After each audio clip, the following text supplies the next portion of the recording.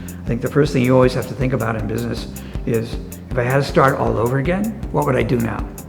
I think that's very, very important. Even if you're working for the same company, you got a new assignment, don't automatically assume you continue what the other person did. What's going to be your unique approach to it? I think one of the most important things in life is to have a very diverse group of friends. Get outside of your specialty. Meet people in every different kinds of careers.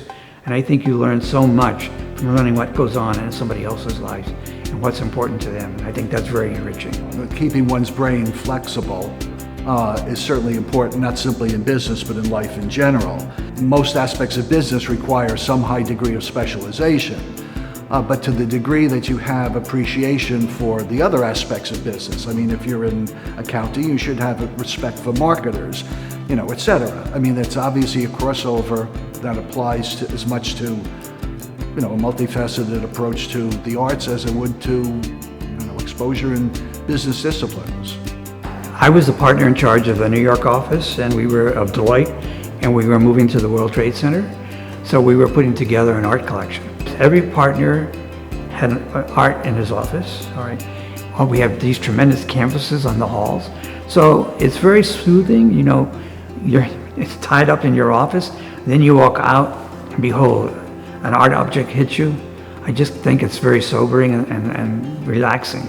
If for no other reason than an advanced degree in business, without question, is much more of a structured, focused activity than certainly an undergraduate business exposure, where you should have, certainly at an institution like Fairfield, exposure to philosophy, exposure to the arts, exposure to history, where you should have exposure to the sciences, where you should have, in fact, an appreciation for the different disciplines. To answer that, I had originally wanted to be an architect until I discovered that, one, you needed to know a lot more math than I was interested in, and secondly, my drawing skills weren't that great.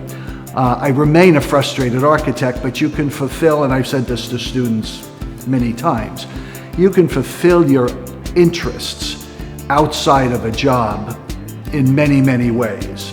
I mean, having association here and simply with the museum at Fairfield is an example of that. When I was in my teens, I used to listen to John Meditz on television, who used to teach you how to draw.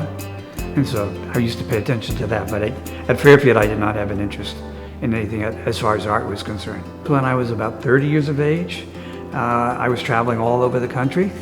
And so therefore, any city it was always on weekends. So I always went to make sure I went to the museums and then to the different art galleries in Chicago, San Francisco, etc.